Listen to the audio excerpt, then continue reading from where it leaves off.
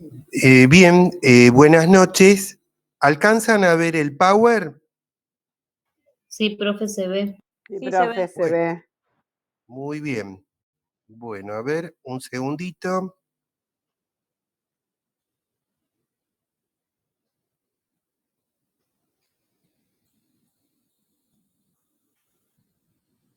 Acá les mando el saludo, así me ven. Ahora apago.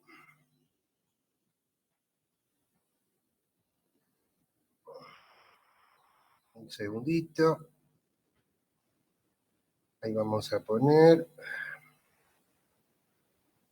Presentar.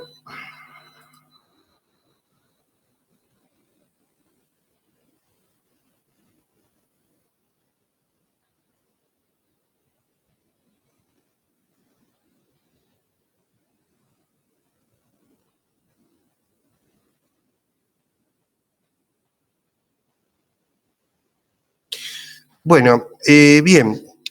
Vamos entonces a empezar la charla de hoy. Les comento en primer término que, bueno, hablando un poquitito con Diego, bueno, llegamos a un acuerdo.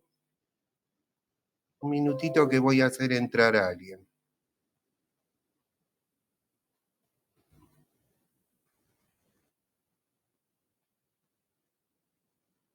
Bien, bienvenidos, bienvenidas. Espere que tengo ahí.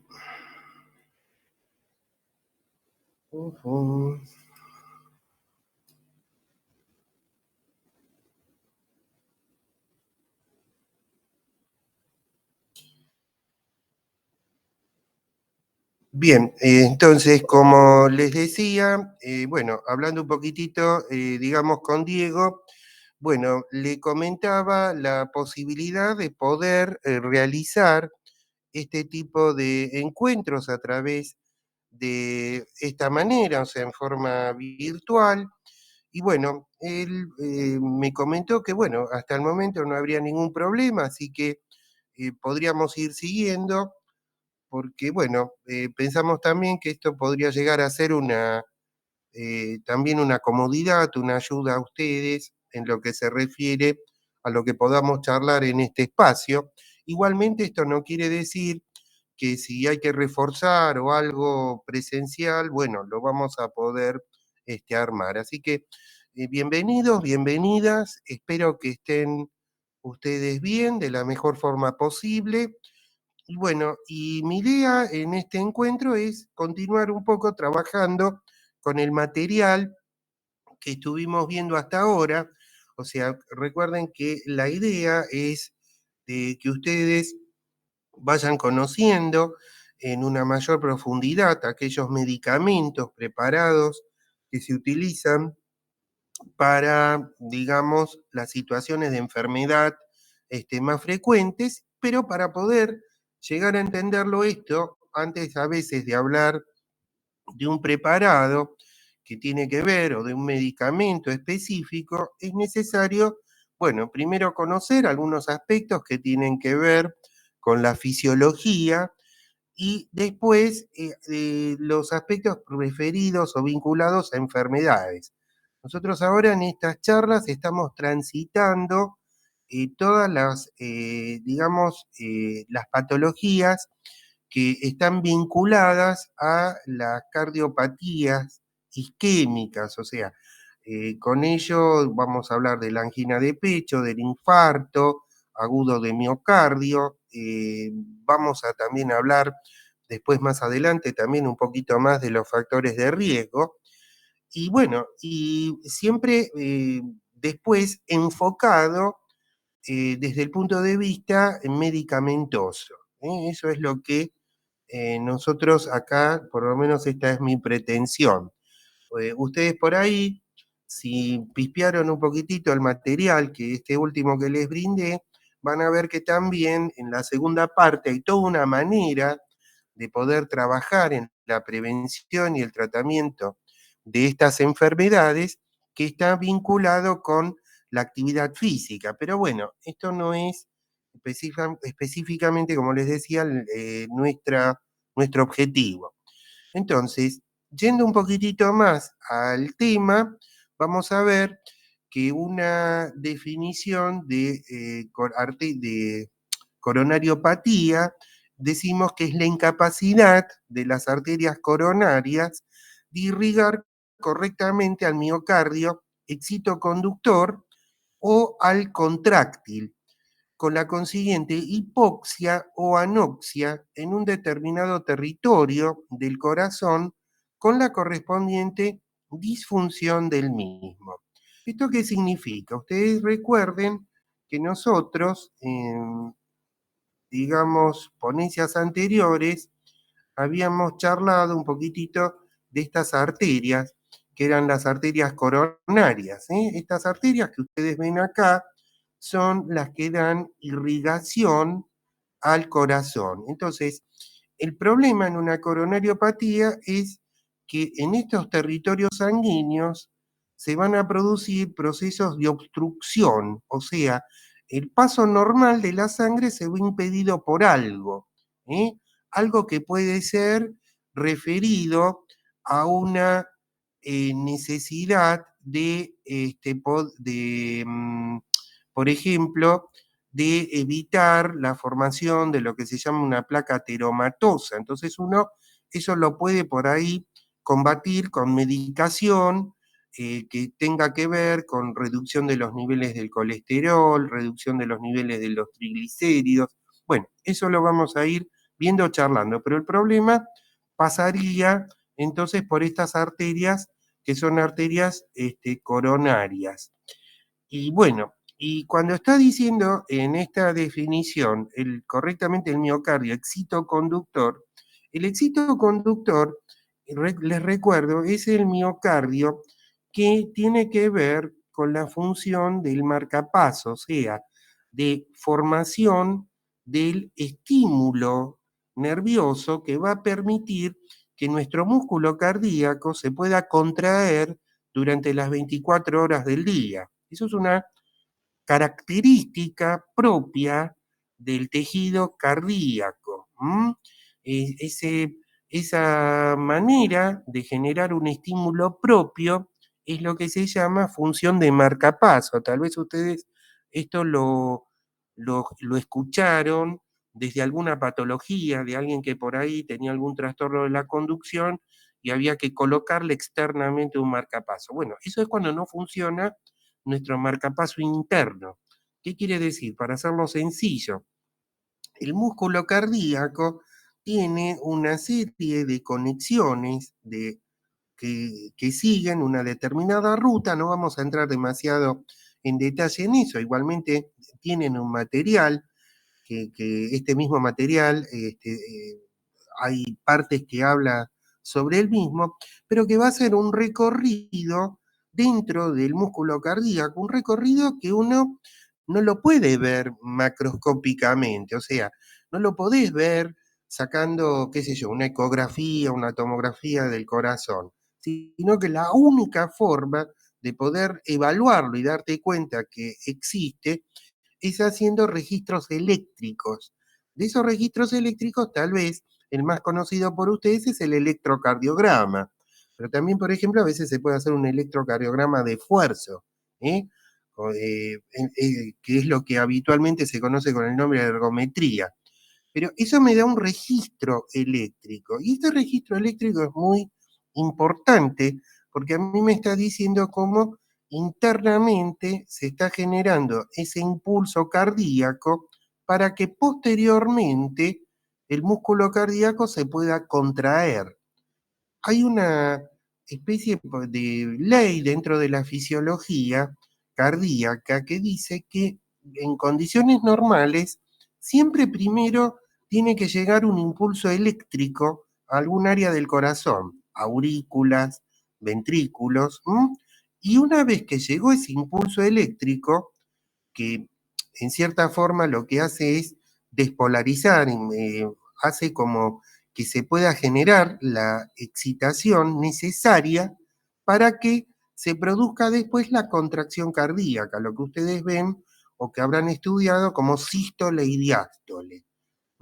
Quiere decir, en síntesis, siempre en el músculo cardíaco tiene que haber, previamente al fenómeno mecánico, al fenómeno de contracción, ese estímulo de ese sistema interno que actúa como un marcapaso y que me va fundamentalmente a marcar, como lo dice la palabra, el paso, me va a marcar la frecuencia cardíaca, la cantidad de veces que va a latir el corazón en una unidad de tiempo que es un minuto, que si bien la frecuencia cardíaca es algo muy variable, ¿no? Tiene muchas variaciones. No es lo mismo en un niño, en un joven, en un adulto, si uno corre, si estás sentado, si tenés fiebre. Pero si uno más o menos quisiera hablarlo en un adulto, digamos promedio, podemos decir que son valores entre 70 y 100 por minuto. Menos de 70 estamos hablando de frecuencia cardíaca más baja y menos de 60 de bradicardia y más de 100 taquicardia. Bueno, entonces la frecuencia cardíaca es algo muy importante a tenerlo en cuenta y este sistema, cuando no funciona correctamente, por ejemplo, cuando estás afectado por una coronariopatía, puede llegar a producir básicamente, eh, primero, trastornos propios de la conducción. ¿Qué quiere decir esto? Que si este sistema se encuentra bloqueado, entonces lo que no vamos a tener es una buena conducción cardíaca. Eso se llama en medicina bloqueos. Bloqueos auriculoventriculares que puede haber de diferentes grados. O sea, no pasa bien esa información nerviosa que viene a través de este sistema de marcapaso y queda bloqueado. Por supuesto que si no va a llegar un impulso a la parte que se tiene que contraer y relajar, imagínense, va a estar afectado el movimiento, puede llevarlo a un paro cardíaco. Y otra cosa que se puede ver en este miocardio es cuando yo les explicaba que desde el punto de vista de lo que es la fisiología, primero uno lo que tiene que tener es la llegada de este impulso eléctrico, que se llama despolarización. Y después sigue la contracción muscular, sístole, y la relajación diástole. Perfecto. Contracción, relajación. También es una especie de ley dentro de lo que es biología. Si un músculo cualquiera, no solamente este, se contrae, se tiene que después relajar para después volverse a contraer. Es un ciclo que inexorablemente hay que cumplirlo. Entonces, ¿qué pasa? Si esto no se produce en forma así coordinada y secuencial, lo que puede llegar a ocurrir es un problema que se llama arritmias. Para las arritmias, aparte de a veces soluciones que tienen que ver con la parte quirúrgica, hay medicamentos que se pueden utilizar y que dentro, obviamente, las farmacias se pueden obviamente expender y mucho más si estamos en una farmacia hospitalaria. O sea, esas arritmias pueden tener una, podríamos decir, una solución o a lo mejor evitar un avance a través de medicación, que eso también se puede llegar en algún punto a charlarla. Pero por otro lado, lo que puede llegar a producirse es una alteración directamente ya en el contráctil. Directamente en el miocardio contráctil puede llegar a ser, no llegó correctamente la sangre, no llegó correctamente el impulso. Y eso hace o puede llegar a provocar que la célula cardíaca se muera. Eso se llama necrosis. Bueno, no llega sangre. Entonces, ¿qué dice acá este Power? Al no llegar sangre con la consiguiente hipoxia o anoxia. Hipoxia quiere decir baja concentración de oxígeno en los tejidos. O sea, que llega poco oxígeno al tejido. Y anoxia significa que no llega absolutamente el oxígeno al tejido. Ojo, a veces hay palabritas muy técnicas y muy específicas que hay que diferenciarlas, porque por ahí ustedes habrán escuchado, o a lo mejor alguna vez van a escuchar, algo que es hipoxemia. Anoxemia no, pero hipoxemia. Si vos le agregás ese sufijo emia, en vez de decir hipoxia, estás haciendo referencia a una disminución de la presión parcial de oxígeno, porque cuando estamos hablando de gases, en una solución no se puede hablar de concentración, como con los sólidos o líquidos, porque el gas, como físicamente para poder ejercer su acción, necesita no solamente estar en cantidad, sino que, para hacerlo sencillo, generar una fuerza, chocar contra alguna pared, contra algo como de tejido, como para generar presión, ¿no? O tensión, de acuerdo a cómo uno lo mire. Entonces, en ese caso es hipoxemia. Si yo quisiera hacer un pequeño jueguito de palabras, podríamos decir lo siguiente, que una hipoxemia puede derivar en una hipoxia o anoxia. Espero haber sido claro en esto. ¿Se va entendiendo? Son términos que por ahí cuestan un poquito, obviamente, ¿no? Lo pueden diferenciar, ¿sí? No hay... Sí, profe. Sí, profe. Bueno, buenísimo, gracias. Seguimos. Bien, entonces, fíjense acá, entramos un poquitito más. Para poder entender, insisto, que esto, y yo lo que quiero que ustedes sigan siempre el hilo, aunque yo sea por ahí un poco insistente en este punto, pero a mí realmente me interesa muchísimo que ustedes, con estos temas, ustedes lo puedan seguir y lo puedan seguir relacionando con la carrera que eligieron. Entonces, para poder entender bien ese fármaco que vos estás expendiendo, tenés que un poco tener una idea, no solo cómo funciona el fármaco, sino el problema que quiere tender a solucionar el fármaco y después qué reacciones adversas lo puede traer. ¿Mm? Más allá de que vos podéis, por ahí en una farmacia hospitalaria, prepararlo, te lo enseñarán en otra materia, pero ¿qué estás teniendo en tus manos? Eso es muy, muy importante. Entonces, isquemia y IAM. Bueno, IAM significa infarto agudo de miocardio. E isquemia, lo que yo les decía, es una disminución del oxígeno, perdón, disculpen, isquemia, recapitulamos, infarto, llames infarto agudo de miocardio. E isquemia lo que significa es una disminución de la cantidad de sangre que va a llegar a estas arterias coronarias. ¿Mm? Que la consecuencia va a ser la hipoxia o la anoxia en el tejido. No le llega el oxígeno y entonces, una pequeña disquisición también que acá quiero hacer. Ustedes dirán, pero por ahí alguien se plantea, al no llegar el oxígeno, la célula del corazón se muere, necrosis. Ahora, esto, obvio, uno si hace un razonamiento sencillo diría, bueno, no le llegó el oxígeno, chau. Ahora, pero si yo quiero un poquitito más ahondar en el fundamento, cuando a la célula no le llega el oxígeno, se produce algo que se llama que no puede, obviamente, utilizarlo, aprovecharlo, consumirlo.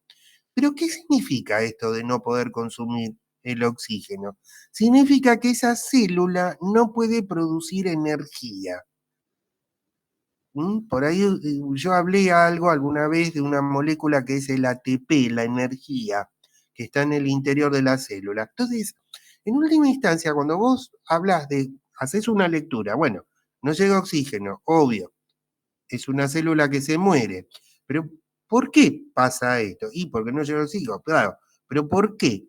Porque en última instancia, ustedes recuerdan que dentro de las células hay una organela que se llama mitocondria. Y esa mitocondria es incapaz de consumir ese oxígeno porque no le llega, y eso genera que esa célula produzca menos energía.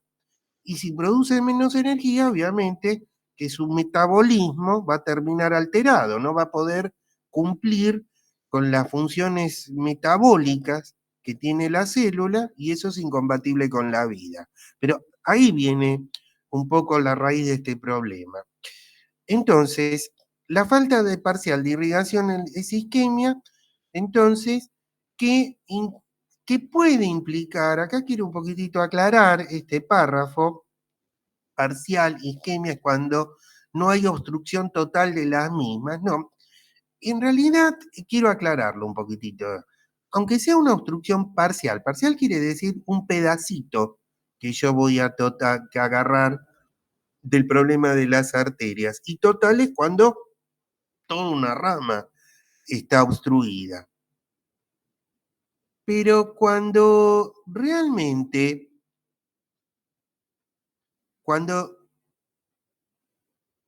cuando realmente vamos a tener una obstrucción, que es una obstrucción entonces tanto total o parcial, y podemos a las dos llamarlos isquemia, porque para no hacer lío, es una disminución o una falta total de llegada a la sangre. Este proceso, dice ahí, puede ser reversible y podría restablecerse en forma normal funcionamiento con desaparición de los síntomas. Sí, podría llegar a ser reversible si uno de pronto lo puede trabajar preventivamente. ¿Mm? En el infarto cuando se produce, hay unas horas que se llaman las primeras 6 horas de oro, entre comillas, que quiere decir que si vos podés actuar ahí, vas a poder revertir o tenés más chance de revertir los síntomas. Y eso también se puede hacer con alguna medicación que se utiliza más en salas de emergencia, no en forma de consultorio, o sea que puede diluir el coágulo. Bueno, la obstrucción aguda y total produce una falta total de irrigación, eso dijimos, y esa muerte es lo que se llama infarto agudo del miocardio. Bueno, y acá vamos a charlar una de las causas más frecuentes productoras de la cardiopatía isquémica. Es una causa que también se puede, desde lo que es la farmacología, tratarla y mejorarla. Pero también hay otras medidas, nutrición, actividad física. Y esto tiene que ver con la formación de las placas de ateroma. Fíjense, acá ustedes pueden ver en este Power un dibujito, entonces todo este tubito sería justamente la arteria, tendríamos ahí la arteria, y fíjense cómo acá, esto que está acá en forma ahí amarillito, está tratando de simbolizar la placa de ateroma. O sea, son pequeñas plaquitas que se van depositando a nivel de las capas más internas de las arterias y que se tratan de placas que están conformadas por colesterol, por triglicéridos, por calcio,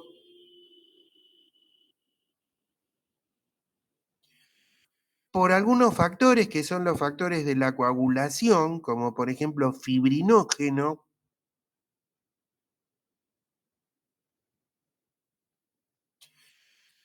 y que son placas, yo les estoy nombrando todas sustancias que, salvo por ahí de pronto el acúmulo del calcio, pero el resto de sustancias que les nombré, si están en exceso, existe farmacología, fármacos que pueden reducirlo. Bueno, todos estos se van depositando y bueno, si uno va teniendo una vida sedentaria, con mayor estrés, con, digamos, con los factores de riesgo que estuvimos viendo y que se siguen persistiendo en la clase pasada, que siguen persistiendo en la persona, entonces esa placa de depositarse en un lugarcito, de formar primero un pequeño, como si fuera una manchita, se llaman como estrías, así amarillitas, va creciendo y en la medida que va creciendo, ustedes pueden ir viendo en el dibujito cómo va haciendo una obstrucción de la luz arterial y, e impide el paso de la sangre. Con un problema más, esta placa muchas veces es muy frágil, no es que se deposita y ya queda ahí, sino que hay ocasiones en que se desprende, se desprende. Cuando se desprende una placa de ateroma, a eso se lo llama en medicina embolia, embolia. Entonces, ¿y cuándo se desprende? Bueno, esta placa que empezó chiquitita y que va creciendo desde el punto de vista de la patología, cuando empieza a crecer más, en vez de placa, se lo llama trombo, trombo. Entonces, esta placa que creció, que formó un trombo, que puede producir per se ya una obstrucción de, de los conductos estos, o sea, de las coronarias, va entonces a poder, debido a la fragilidad que tiene la base, a desprenderse y puede llegar no solamente a obstruir ese vaso, sino que hacer lo que se llama un émbolo o la enfermedad en sí se llama tromboembolismo y este émbolo puede ser transportado por la sangre a lugares más alejados e impactar. Entonces, donde impacta puede llegar a producir una problemática. Por ejemplo, si el impacto es en una arteria que irriga los hemisferios cerebrales, bueno, puede producir una isquemia cerebral y es lo que ustedes, o a veces una hemorragia también, pero para hacerlo sencillo, es lo que se llama habitualmente accidente cerebrovascular, ¿no? Que puede llegar a producir en la persona alteraciones sensitivas y motrices, parálisis, parecias, o sea que no pueda mover un determinado miembro, etcétera. O a veces ese mismo trombo puede llegar con el émbolo a impactar en lugares como el pulmón, en los pequeños vasos sanguíneos, los capilares de las arterias pulmonares. Y eso puede producir un tromboembolismo pulmonar, con afectación de todo lo que tiene que ver la hematosis.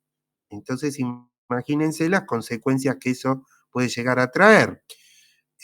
O puede a veces impactar en lugares más alejados, en el riñón, provocando entonces un fallo renal o en una arteria de los miembros, que eso puede llegar a producir una obstrucción del flujo sanguíneo, infecciones y muchas veces, en muchas ocasiones, pérdidas del miembro por infecciones graves. O sea, en síntesis, esta es una enfermedad que si bien en este momento la estamos centrando a la parte cardíaca, puede llegar a afectar un todo, o sea, puede estar afectando lugares o sitios más alejados. ¿Por qué? Porque esta enfermedad en sí, de formar placas de ateroma, es lo que se conoce entonces con el nombre que habíamos visto acá de ateroesclerosis. ¿eh? ¿Sí? Donde uno de los principales lípidos que se acumula es el colesterol, pero insisto, no es lo único que me forma la placa de ateroma. Insisto, puede haber aumento también de triglicéridos, puede haber también aumento de factores, insisto, de la coagulación, del calcio. Y digo todo eso porque si uno quiere buscar una estrategia para poder médicamente combatir esa placa de ateroma, bueno, muchas veces a lo mejor no es solamente que va a tener que emplear fármacos que tienen que ver con mejorar alguna condición cardíaca, sino que a lo mejor vas a necesitar emplear un anticoagulante o vas a necesitar emplear un medicamento que disminuya los niveles de colesterol, etcétera, etcétera, etcétera. Por eso también esto es importante tenerlo en cuenta. La medicación que se usa a nivel cardiovascular no es, insisto, específicamente muchas veces solo de la parte cardiovascular, sino que también sobre los dos factores de riesgo. Y ustedes mirarán acá arriba una palabrita parecida, arterioesclerosis o ateroesclerosis. En realidad, cuando uno dice arterioesclerosis, está diciendo una especie como de sinónimo. Lo que pasa que cuando decís arterioesclerosis, simplemente lo que estás diciendo que esta enfermedad es provocada por la esclerosis, en este caso de las arterias coronarias.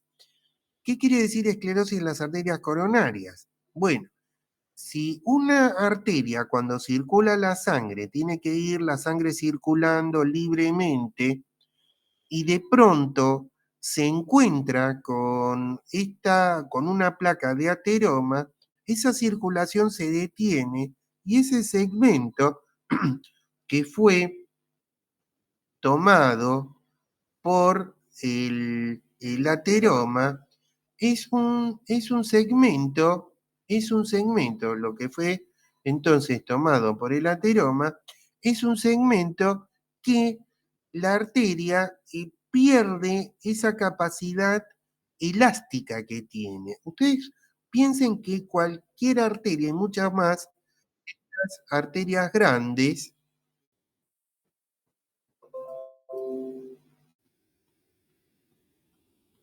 estas arterias grandes. Hola Damián, ¿cómo estás?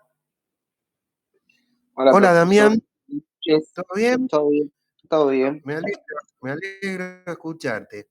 Espera un minutito, vamos a... Perdón, profesor, antes de que siga, Sí, ¿podría querida, volver sí. a explicar la diferencia de arteriosclerosis y aterosclerosis? Sí, ahí voy. Porque Sí, sí, ahí es como Silvia. que Sí. no lo entendí. Bueno, para eso estamos. Vamos un minutito. Déjenme ver esto. Vamos a volver acá. Ventana. Ahí va. Compartir. Ahí voy. Ahí está. Bueno, vamos de vuelta acá, a la 34. Perfecto, vamos a tratar de ser más claros. ¿Cómo es el tema? El tema es el siguiente.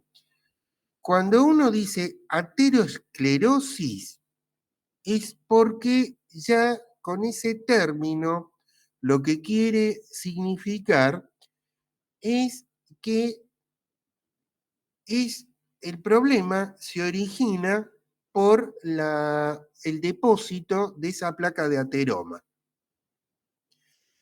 Cuando decimos arterioesclerosis, simplemente lo que estamos diciendo, que es una palabrita que en cierta forma está englobando el mismo significado, pero con una diferencia.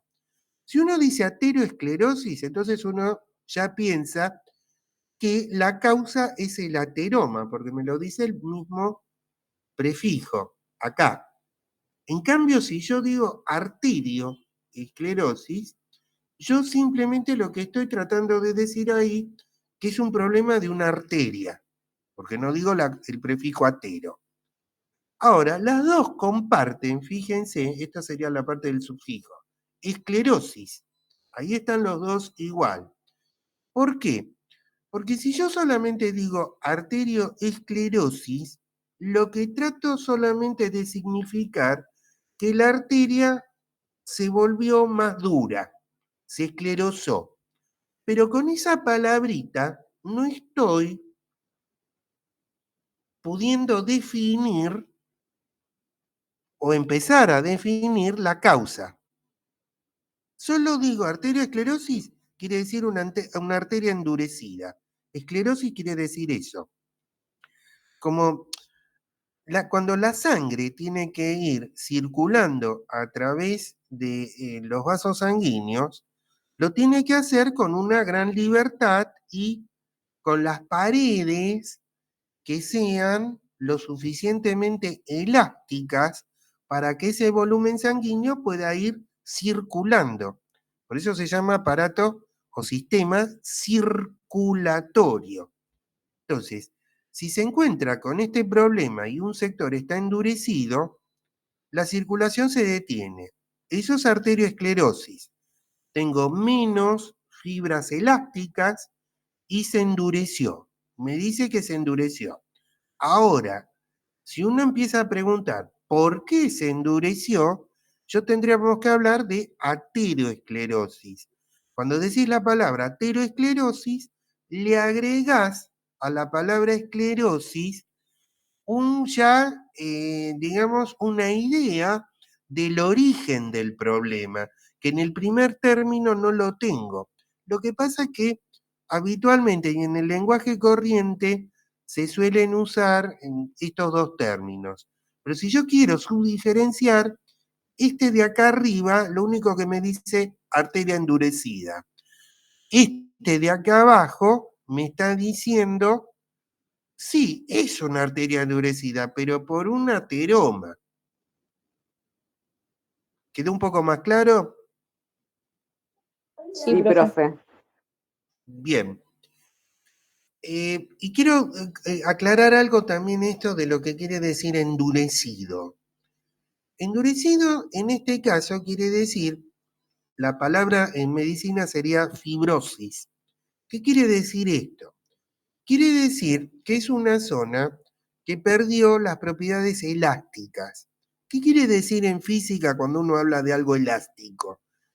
Cuando uno en física habla de algo elástico significa que uno aplica una fuerza sobre algo. Suponete, pensemos como en una gomita para sujetar algo, o sea, una gomita. Entonces uno la estira. Cuando yo saco la fuerza, la gomita tiene que volver a su forma original. Vamos a un ejemplo respiratorio, por ejemplo. Pulmón. Cuando inspiras, entonces aumenta el diámetro pulmonar. Cuando expiras, vuelve al diámetro de base. ¿Se entiende? Entonces, eso es elasticidad. Cuando algo pierde elasticidad, se hace más rígido. Entonces, en este caso, la elasticidad la perdió porque se esclerosó. ¿Y por qué se esclerosó? Por esa placa de ateroma que, en última instancia, estas arterias que son medianas o grandes, tienen muchas fibras elásticas para que las paredes no sean rígidas. ¿Qué pasa cuando tenemos esta enfermedad? La arteria se hace más rígida, se hace rígida. Entonces, eso también colabora, no solamente la obstrucción, esa rigidez colabora con la circulación, porque piensen dos cosas. Una cosa es que, bueno, va por un lado y se encuentra de pronto con una obstrucción. ¿Ven? Ahí el dibujito que empieza con un canal y termina así, como si fuera acá, como un pequeño hilito. Entonces, empezó todo por acá y terminó ahí como un hilito.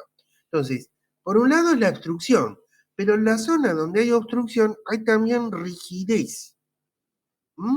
Eso es importante también tenerlo en cuenta, porque eso también tiene que ver con las soluciones que después uno quiere dar.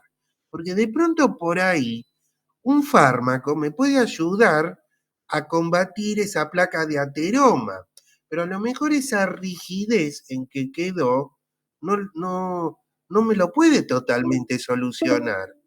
Entonces, como no puede totalmente, como no puede totalmente esto solucionarse, uno por ahí tiene que recurrir a otro tipo de medidas. A lo mejor ustedes escucharon hablar, bueno, a esta persona se le colocó un stent, a esta persona se le hizo un bypass.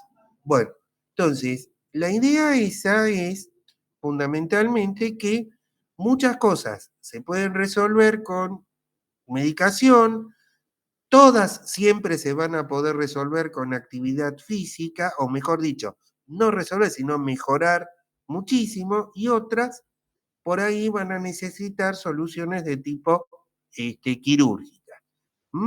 Bueno, vamos un poquitito a seguir con esto. Consecuencias de la cardiopatía isquémica.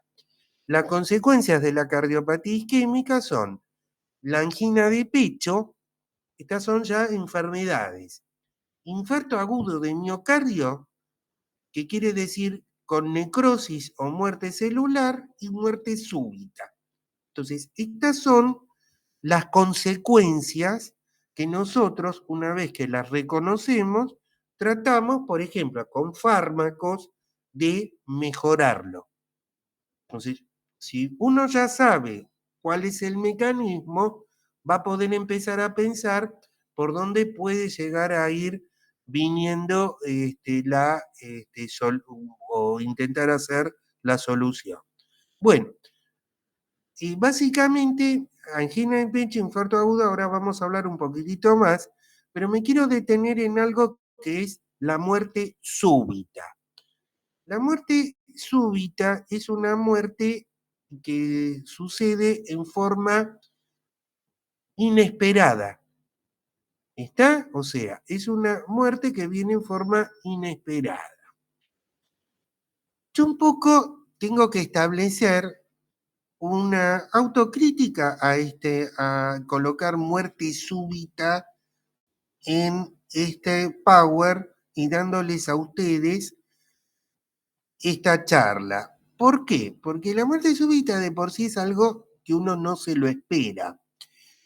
Y realmente este tipo de enfermedad, si bien por ahí uno puede decir la va piloteando bien y no se esperaba la muerte, sin embargo, aunque no haya ocurrido, en muchas ocasiones tenemos previamente los factores de riesgo: sobrepeso, obesidad, el estrés, sedentarismo, aumento del colesterol. Entonces, uno te tendría que plantear hasta qué punto eso fue súbito o no.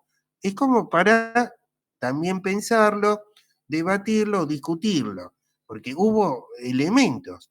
La muerte súbita es cuando no tenemos ningún elemento y apareció. ¿Y por qué apareció? Generalmente algunas veces da alguna señal previa, pero muchas veces suele ser por algún problema en ese miocardio de los trastornos de conducción.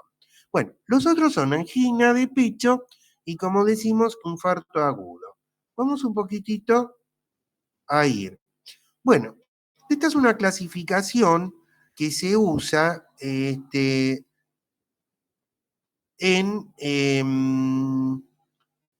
o sea, esta es una clasificación que se usa habitualmente en la parte de clínica. Nosotros cuando estamos hablando de la angina de pecho, nosotros estamos diciendo, bueno, ahí ven algunos sinónimos. La angina de pecho es un problema que afecta a las coronarias y que se caracteriza por un dolor que viene en forma aguda, súbita, de naturaleza compresiva, que por lo general suele estar referida al área en donde se ubica el corazón. Esa área en anatomía se llama precordio. Es toda la parte, para hacerlo sencillo, del hemitórax izquierdo y la zona del esternón.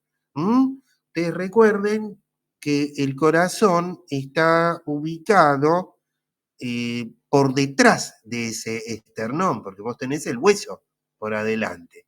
Entonces es un dolor opresivo, angustiante, por eso viene la palabra angina, que muchas veces se puede desparramar, eso nosotros lo llamamos irradiar, hacia el miembro superior izquierdo o hacia el cuello.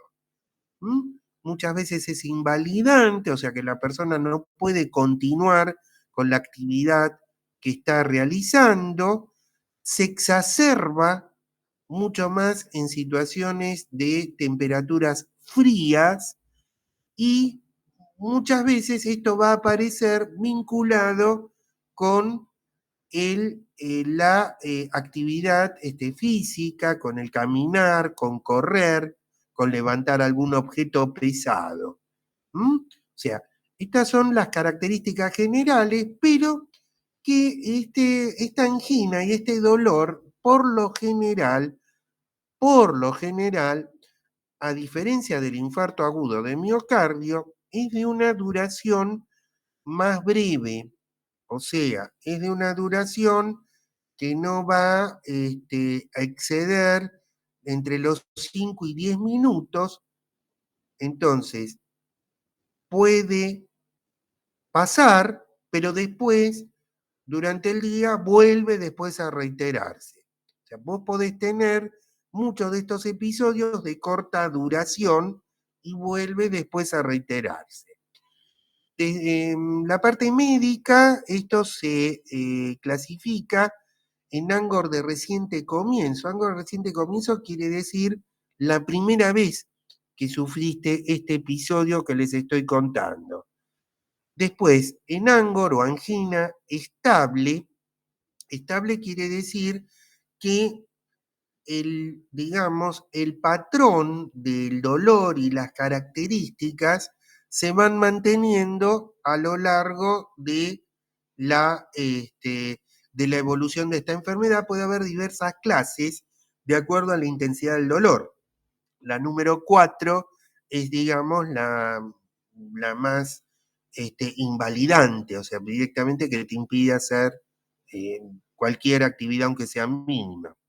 Y después tenés el angina inestable, en donde vos no tenés una estabilidad en cuanto a frecuencia y dolor, sino que puede presentarse en cualquier momento del día, variar el dolor y complicarse con situaciones más graves. Bueno, eso por un lado. Y el otro lado es el infarto agudo de miocardio, que tiene características de dolor más importante. Ahora después por ahí vamos a verlo, estamos en los últimos minutitos de la clase, que es una lesión que es ya una necrosis. En la angina de pecho uno lo único que va a encontrar es un espasmo de la arteria, pero habitualmente no encontrás necrosis, muerte de la célula. No quiere decir que el Angor sea algo más leve que el infarto. Después esto también lo tendremos que charlar. Entonces, según la lesión, o puede ser una necrosis del miocardio, transmural, cuando afecta toda la pared ventricular, o subendocardio, cuando la necrosis isquémica solo afecta al tercio, la mitad interna de un ventrículo. Esto se puede evidenciar a través de un electrocardiograma. Bueno, tratamiento médico, esto lo vamos un poquito a dejar. Fíjense, sintomatología del IAM es un dolor agudo, intenso, que persiste por más de 30 minutos, más de media hora, mucho más que el otro, sensación de compresión o opresión precordial. En otros casos, puede ser un dolor a veces lacerante y suele generalmente localizarse por debajo del esternón e irradiarse hacia el brazo izquierdo, muñeca y mano. ¿Mm? Muñeca y mano. Bueno, yo un poco ahora esto lo voy a sacar y voy a aclararles algunas cositas. Permítanme. Ahí. Quería, entonces, les aclaro algunas cositas que tienen que ver con el tema este del infarto. El infarto muchas veces se puede presentar de esta manera, pero a veces puede presentarse en forma totalmente atípica, o sea, que sea un dolor que en cualquier lugar del tórax o muchas veces en la base del esternón, de acuerdo a la localización. Bueno, yo esto, mi pretensión es poder ampliarlo en la semana, digamos, que viene. Y bueno, en este punto dejaríamos entonces esta reunión. No sé si algo me quieren preguntar para estos últimos minutitos. Acá los vuelvo a saludar, así no me extrañan mucho. Apagamos la cámara. Bueno, entonces, ya les digo, nos encontraríamos la clase que viene vuelvo a insistir, para los que se incorporaron después en la reunión, en un principio seguiríamos haciendo este tipo de clases virtuales, que creo que un poco nos facilita a todos nosotros la cursada. Bueno, de mi parte, muy buen fin de semana. Sigan adelante y bueno, los mejores éxitos. Me despido. Chau. Gracias por estar. Gracias, Gracias, igualmente, profe. Buenas profesor. noches. Pásenla lindo. Buen fin de semana. Gracias, gracias. Buenas noches, profe, gracias. Chau, querido. Gracias. Buenas noches.